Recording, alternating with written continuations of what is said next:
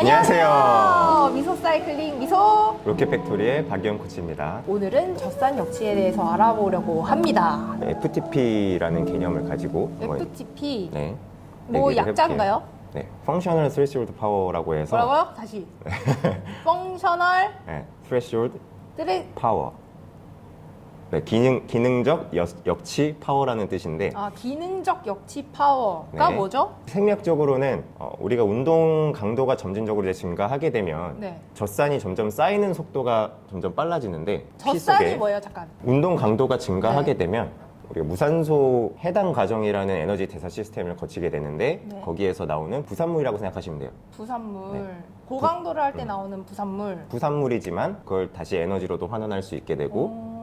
나를 힘들게 하는 게 젖산은 아닌 거죠. 젖산 역치가 뭐예요? 젖산 역치는 운동 강도가 증가하게 네. 되면 내가 젖산을 해소하는 속도보다 네. 쌓이는 속도가 같아지는 그 시점이 역치점인 거고 역치점을 넘기게 되면 젖산이 점점 쌓이는 거죠.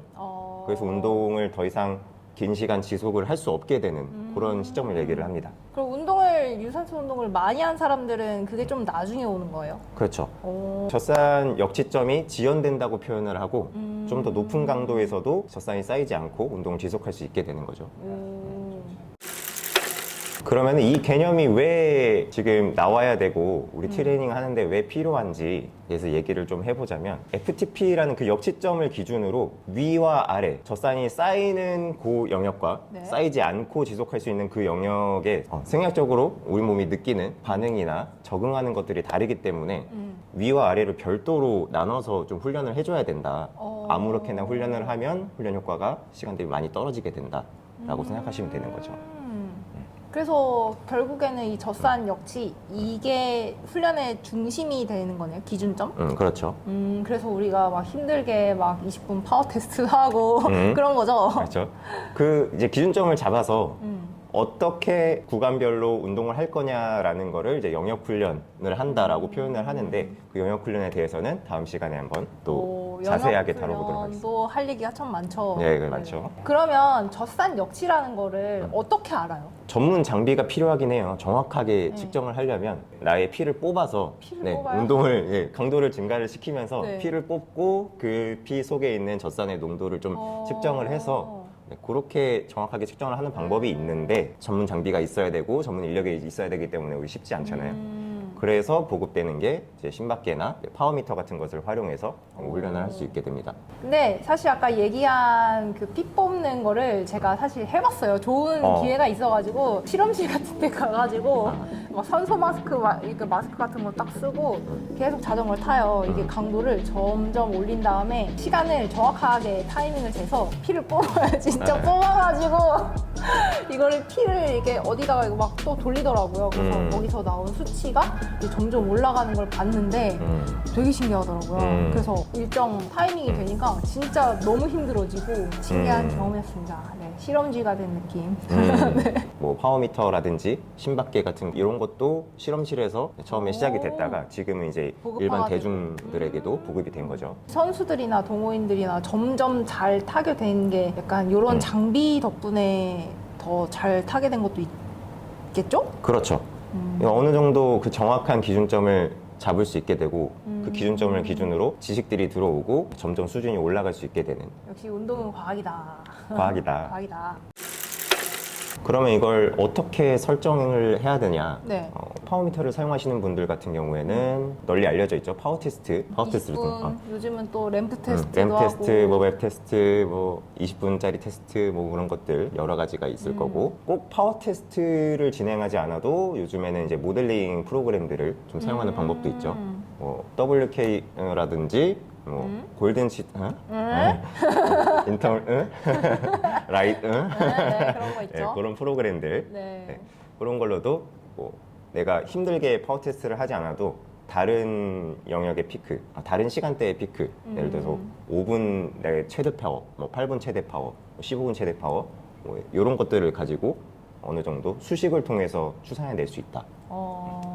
그래서 심박계만 있으신 분들은 20분에서 40분 정도 지속할 수 있는 나의 최대 강도로 최대 강도. 네, 최대 강도. 요거는 사실 시행착오가 많이 필요하고 네. 이게 최대인지 더 할 수 있는지 사실 모르는 거잖아요. 여러 번을 사실 해봐야 되는 부분이고 해서 그 정도 지속 시간을 할 수 있는 나의 최대 강도를 찾아서 그거를 저산역시 심박이라고 하고 이제 파워미터가 없고 심박계만 있으신 분들은 저산역시 심박을 가지고 기준으로. 네, 기준을 잡고 훈련을 하게 됩니다. 결국에는 FTP라는 기준을 100%의 힘과 그 정신력을 다 쏟아가면서 테스트를 해야 이게 기준점이 그래도 명확하게 잡히는데 사실 다 컨디션이 다 다를 수가 있잖아요. 뭐 그렇죠. 테스트를 했는데 나는 100%다 쏟았어 라고 생각을 했는데 아니었고 뭐 그런 경우에는 결국에 이제 그 기준점이라는 게 좀 낮은 상태로 설정이 될 수 있잖아요. 부정확하게 측정이 된 채로 그런 잘못된 FTP를 가지고 훈련을 하게 되면 사실 언더 트레이닝, 나의 충분한 운동 강도에 미치지 못한다던가 그렇게 되면 결과적으로는 훈련 효율이 조금 떨어지게 되겠죠. 나의 성장이 더디게 된다던가 그런 문제점들이 발생하겠죠. 맞아요. 사실 제가 작년 생각해보면은 FTP를 설정하기 위한 테스트를 별도로 좀 안 했거든요, 초반에.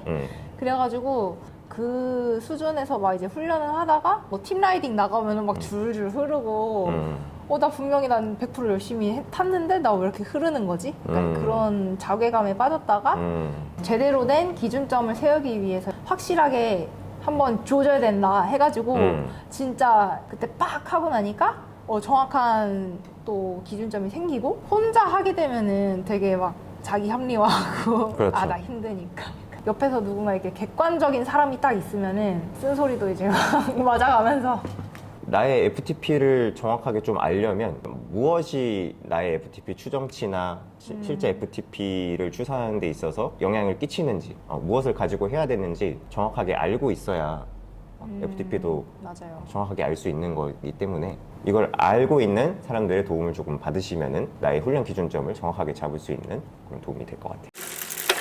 뭐 라이땡 뭐 이런 것도 있고 되게 보기 좋게 파워 그런 모델링 해주는 프로그램 들어가면은 어떤 수치들이 막 있긴 있는데 그런 그래프 같은 거 보면은 일단 머리 지진이 나. 너는 그냥 이것만 딱 하면 돼. 이렇게 딱 던져주면 너무 좋은데 그 그래프만 봐서는 뭐 이제 내가 어떻게 해야 되지? 이런 거를 잘 안 와닿더라고요.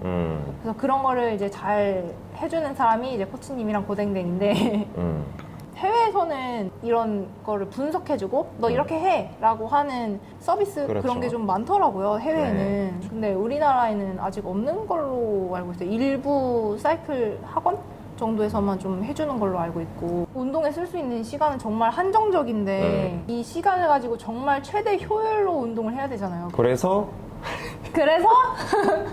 정확한 훈련 기준점을 좀 잡고 나의 수준에 따라서 얼마나 어떻게 운동해야 되는지를 사실 대부분 알고 계시지 않기 때문에 맞아요. 이런 도움을 좀 드리기 저도 위해서 아직 몰라요. 저희도 온라인 코칭 서비스를 좀 개설을 했습니다. 야 온라인 코칭 서비스 간단하게만 알려주세요. 이게 뭔지. 아카데미가 이제 주변에 있지 않더라도 나는 이제 관리를 받을 수 있는 나의 데이터에 대해서 누군가가 분석해주고 누군가가 훈련을 지시해주고 그걸 따라서 함으로써 나에게 맞는 트레이닝을 함으로써 좀 더 훈련의 효율을 향상시킬 수 있는 그런 서비스라고 생각하시면 될 것 같아요. 이거를 너무 원하는데 주변에 조언해줄 사람이 나 같은 또래 동호인밖에 없어. 그러면은 이런 정보에 휘둘리고 그죠, 저런 정보에 그죠. 휘둘리고 하면서 근데 옛날엔 그랬다. 옛날에는 선생님이라는 게 없었어. 그냥 잘 타는 오빠 그러면 오 선생님 한번 가르쳐 주세요 막 이랬거든. 관심 있는 분들은 밑에 유튜브 댓글에 저희 인스타그램 주소 이런 것들을 통해서 DM을 주시면 된다고 합니다. 수강 같은 거랑은 이제 관련이 없이 저희 유튜브 댓글에다가 궁금하신 점을 그냥 달아주시면은 저희가 그냥 성심성의껏 답변을 해드릴 거고 댓글을 많이 이용해 주세요. 댓글 많이 이용해 주시고